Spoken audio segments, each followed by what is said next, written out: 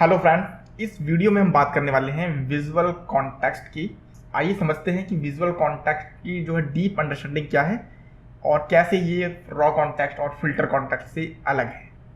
ठीक है, वापस स्क्रीन पर चलते हैं और देखिए यहाँ पर जब हमने रनिंग सम एंड मूविंग जो एवरेज के फंक्शन लिखे हैं, अब देखें कि मान लीजिए ये जो कैलकुलेशन है 2014 का क्वार्टर टू में ये सेल्स अमाउंट है, क्योंकि ओबियसली इसके ऊपर 2014 और क्वार्टर टू का जो है फिल्टर पड़ रहा है, इससे ये सेल जो है फिल्टर होकर के ये अमाउंट दिखा रही है।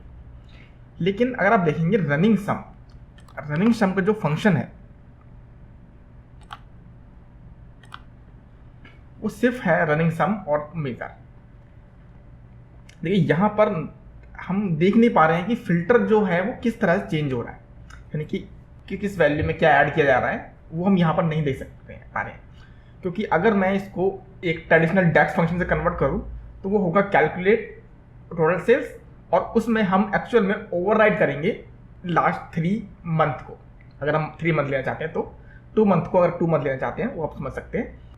यानी कि हम उस डेट रेंज को ओवरराइड करेंगे, यानी क्वार्टर टू 2014 के क्वार्टर टू की जगह कोई और वैल्यू की कैलकुलेशन निकलेगी, जो कि फिल्टर कॉन्टेक्स्ट को चेंज करके हम निकालते हैं। लेकिन यहाँ पर ऐसा कुछ देखने को नहीं मिल रहा है। तो यहाँ पर ये कैलकुलेशन कैसे निकल रही है वो एक प्रॉब्लमैटिक कह सकते हैं, यानी कि एक ब्लैक बॉक्स दिख रही है। तो ठीक है, तो इस ब्लैक बॉक्स को हम कट करते हैं और देखते हैं कि अंदर उसके क्या है, राइट। यानी कि सबसे पहले देखिए एक सिंपल कैलकुलेशन लिखता हूँ मैं यहाँ पे लिखता हूँ सिर्फ प्रीवियस फंक्शन, राइट। तो मैं एक और मैं इस कैलकुलेशन को यहाँ से रिमूव करता हूँ और समझने के लिए एक सिंपल कैलकुलेशन करते हैं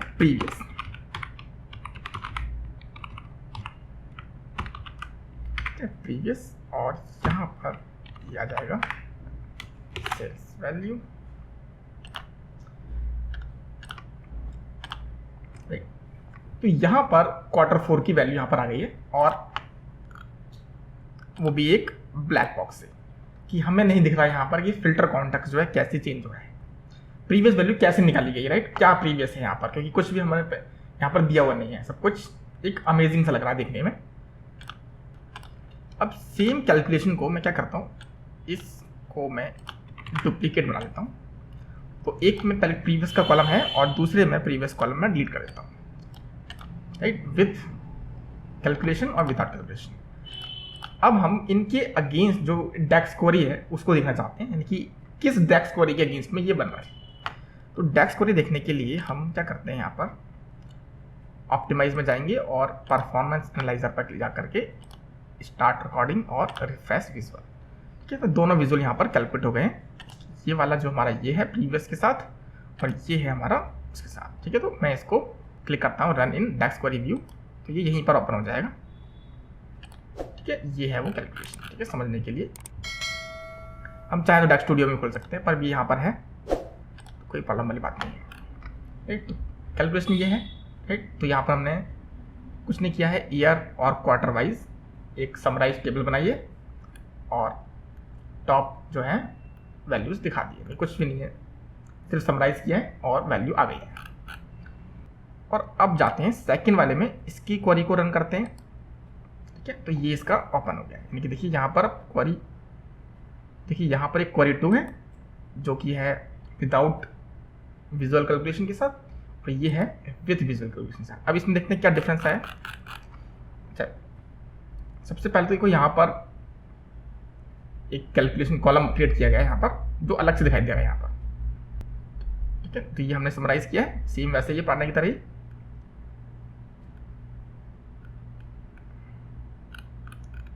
लेकिन यहाँ पर हम आके देखेंगे तो यहाँ पर एक और नई कैलकुलेशन आ रही है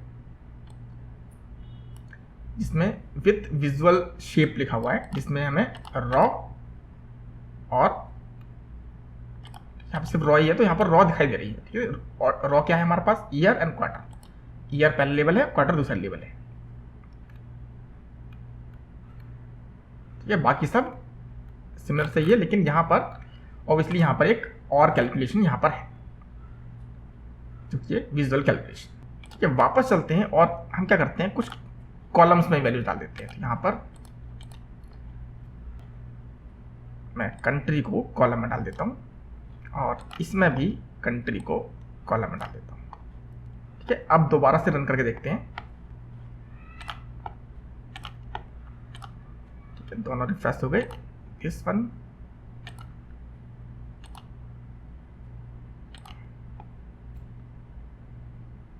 अब इसको रन करते हैं। ठीक है, तो अब देखिए यहाँ पर कुछ नहीं है, ईयर और क्वार्टर है और कंट्री। ठीक है, ये वो टेबल है रिजल्ट 2, कुछ नया नहीं दिख रहा इसमें, सिंपल सी क्वेरी है। अब जाते हैं हम सेकंड वाली के लिए और इस कैलकुलेशन में हम देखेंगे यहाँ पर एक्सेस, पहले उसमें सिर्फ रॉ था, यहाँ पर अब कॉलम भी है। यानी कि देखो यहाँ पर एक्सेस रॉ, एक्सेस कॉलम्स।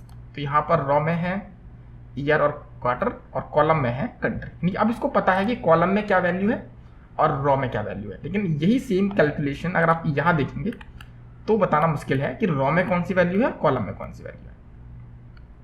देखो ईयर, क्वार्टर के साथ फिर कंट्री भी यहाँ पर आ रही है। यानी कि ईयर, क्वार्टर और कंट्री एक फ्लैटन टेबल की तरह दिख रही है यहाँ पर।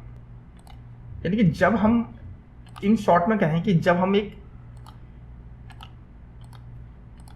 कैलकुलेशन ऐड करते हैं, एक विजुअल कैलकुलेशन ऐड करते हैं, तो उससे पहले, विजुअल कैलकुलेशन ऐड होने से पहले उसके अंदर ये डिफाइन कर दिया जाता है कि कौन से रो है, कौन से कॉलम है और उनका सीक्वेंस क्या है। यानी कि कौन सा ऊपर राइट की में, उसके नीचे कौन सा राइट की में। सभी आपने वहाँ देखा था तो ईयर और क्वार्टर था, अगर मैं उसको चेंज कर दूँ और फिर मैं उसको देखूँ तो वो अपोजिट दिखाई देगा हमको। तो इसे मैं क्लोज करता हूँ।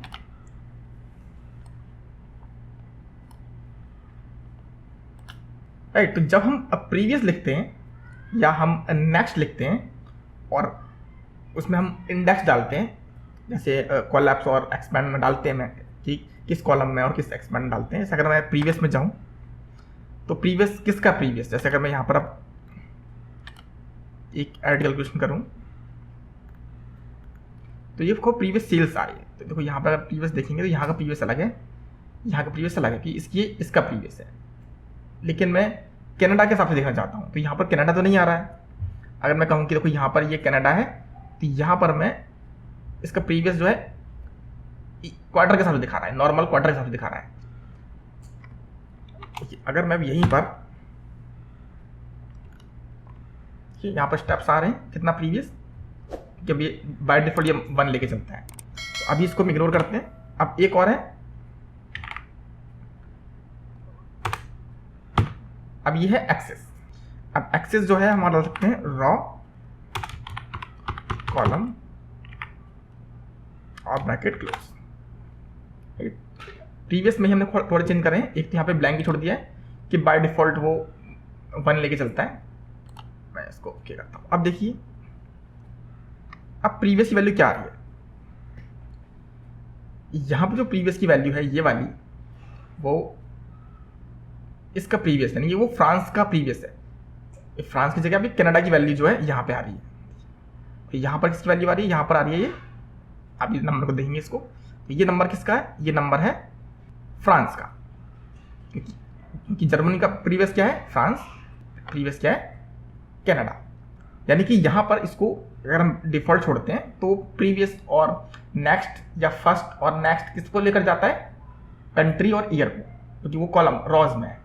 लेकिन अगर हम उसका एक्सेस चेंज कर देते हैं कि हमें नहीं कॉलम नहीं रॉ चाहिए, तो उसको पता है क्योंकि वो विजुअल कॉन्टेक्स्ट की जो क्वेरी है बन गई है, उसमें उसको इन्फॉर्मेशन है कि शिफ्ट करेंगे तो कौन सी वैल्यू आएगी। तो इसको हम एडिट करते हैं, इसको एक काम करते हैं, इसे बंद करते हैं अभी, सॉरी इसको हम एडिट करते हैं, ये खुला हुआ है। राइट, तो यहाँ पर जो एक्सेस है उससे हमें पता चल रहा है कि कौन सा एक्सेस, रॉ या कॉलम। ओके हो, तो ये क्लियर समझ में आया होगा कि विजुअल कैलकुलेशन जो है यानी कि विजुअल कॉन्टेक्स्ट क्या होता है। ओके, तो विजुअल कॉन्टेक्स्ट समझने के बाद अब हम समझते हैं दो फंक्शन हैं हमारे, कोलैप्स और एक्सपैंड। राइट। ये दोनों कैलकुलेशन है जिसके हिसाब से हम एक्चुअली हायरार्की चेंज कर सकते हैं। अभी तक हम सिर्फ सेम लेवल पर प्रीवियस, नेक्स्ट, फर्स्ट, लास्ट जा रहे थे, राइट। लेकिन क्वार्टर से ईयर पर जाने के लिए और ईयर से क्वार्टर पर जाने के लिए, क्वार्टर से मंथ पर जाने के लिए, या फिर कंट्री से हम, या तो खैर कंट्री है, अगर हम कुछ और भी लेते हैं डिस्काउंट या फिर प्रोडक्ट ले लेते हैं, तो कंट्री से प्रोडक्ट जाने के लिए, प्रोडक्ट से कंट्री जाने के लिए अगर दो हमने लेवल लिए हैं, तब हम क्या करेंगे, तब हमारे पास ये दोनों फंक्शंस होते हैं। एक एक करके समझते हैं, राइट। सबसे पहले समझते हैं कि एक्सपैंड और कोलैप्स का मतलब क्या होता है, राइट।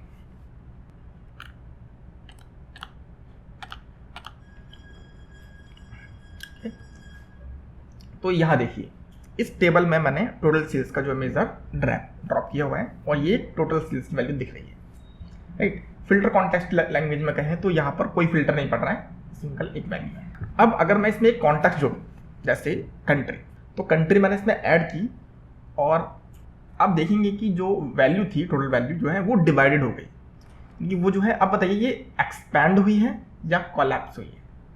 ये कोलैप्स जो वर्ड है वो हमेशा नंबर ऑफ रॉज जो है वो कम होती जाएंगी इसके अंदर, लेकिन एक्सपैंड में नंबर ऑफ रॉज जो है बढ़ेंगे, क्योंकि वो एक्सपैंड हो रहा है। कोलैप्स मतलब वो सिक उड़ रहा है, एक्सपैंड मतलब वो फैल रहा है।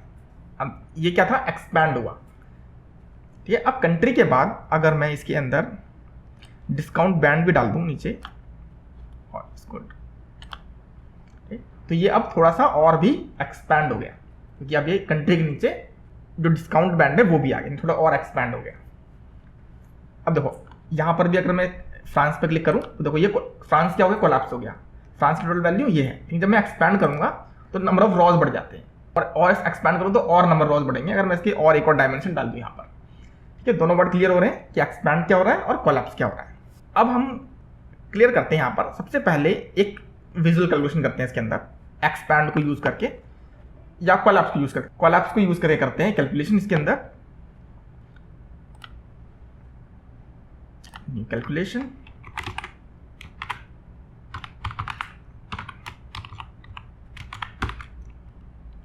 ये हमारा कोलैप्स। अब देखिए यहां पर है एक्सप्रेशन और एक्सेस। तो एक्सप्रेशन क्या है हमारा यहाँ पर, वो है हमारा सेल्स, कि हमें जो कैलकुलेशन करनी है वो सेल्स अमाउंट पर ही करनी है। और एक्सेस क्या है, क्योंकि हमने यहाँ पे कोई कॉलम तो डाला नहीं है, सिर्फ रॉ ही है, तो एक्सप्रेशन हमने ले लिया है। और एक्सेस क्या हो जाएगी यहाँ पर, क्योंकि देखिए यहाँ पर कोई कॉलम तो है नहीं, सिर्फ रॉज ही हैं, तो हमने यहाँ पर रॉज लिए। अगर हम चाहते हैं कि कॉलम वाइज होता तो कॉलम वाइज लेते हैं, ठीक है। फिर ब्रैकेट हम करते हैं क्लोज, तो ये हमारा कैलकुलेशन यहाँ पर देख पा रहे होंगे, ठीक है। सिर्फ इतना है, टोटल सेल्स और रॉज वाइज हम कोलैप्स कर रहे हैं और ओके करते हैं, ठीक है। अब देखिए ध्यान से देखिए कोलैप्स का आंसर क्या आ रहा है। जहां पर हाई है वहां पर कोलैप्स का आंसर क्या आ रहा है, उससे ऊपर की जो हाई की गए वहां पहुंच जा रहा है वो। देखिए जैसे ये हाई, लो, मीडियम और नन, इन सबसे ऊपर की क्या है, अगर हम इसे कोलैप्स करेंगे तो पहुंच जाएगा कनाडा पर। कनाडा की वैल्यू क्या है, ये वाली वैल्यू, राइट, ठीक है। यहाँ पर जो ये नंबर है वो इसका भी कोलैप्स है, कि अगर हम कनाडा को इन सभी कंट्री से कोलैप्स करेंगे तो पहुंच जाएंगे हम टोटल पर। लेकिन हर इस लेवल पर जो कोलैप्स है वो है ये वाला, यानी कि इसका एक तरह से कह सकते हैं इसका पेरेंट है, यानी कि जब हम कोलैप्स यूज करेंगे तो हम पेरेंट की वैल्यू निकाल सकते हैं, क्योंकि ये हो गया हमारा कोलैप्स। तो कोलैप्स करते ही जितनी भी रोज हैं वो जुड़ जाएंगी, तो जुड़ नहीं जाएंगी, वो सब जो वैल्यूज हैं वो हट जाएंगे यहाँ से। ओके, तो कोलैप्स का मतलब समझाया होगा कि जिस भी हायरार्की पर हम हैं उससे ऊपर की हायरार्की तक की वैल्यू दे देता है हमें कोलैप्स। इस तरह अगर मैं इसमें अब 2-3 तरह डाल देता हूँ, मैं इसके अंदर सेगमेंट भी डाल देता हूँ, तो देखो अगर मैं इसको एक्सपैंड करूँ तो देखो इसके नीचे जो ये पार्टनर्स का जो हर इवन चैनल पार्टनर से लेकर के स्मॉल बिजनेस तक, इन सभी की जो वैल्यूज आ रही है वो सेम आ रही है, और वो वैल्यू क्या आ रही है, इससे ऊपर की हायरार्की। देखो लो की वैल्यू क्या आ रही है, तो जो लो की वैल्यू आ रही है वही इन सभी में आ रहा है, यानी कि अब इसका पैरेंट क्या है, ये लो जो है इसका पैरेंट है। कोलैप्स में वैल्यूज हमेशा कम होती जाती है, नंबर ऑफ रॉज कम होती जाती है, वैल्यू तो बढ़ेगी क्योंकि उन सबका एग्रीगेशन है वो, लेकिन नंबर ऑफ रॉज के लेवल पर देखेंगे तो वो कम हो जाएगी, क्योंकि 4-5 सब कैटेगरीज है तो वो एक कैटेगरी हो जाएगी, तो वो हम कहेंगे वो कोलैप्स हो गया, तो कोलैप्स की वैल्यू आ गई। अब एक्सपैंड करना, ठीक है, तो अब एक्सपैंड में वैल्यूज देखते हैं क्या होता है। एक और इसमें हम क्रिएट करते हैं कैलकुलेशन, तो ये बोलेंगे हम एक्सपैंड।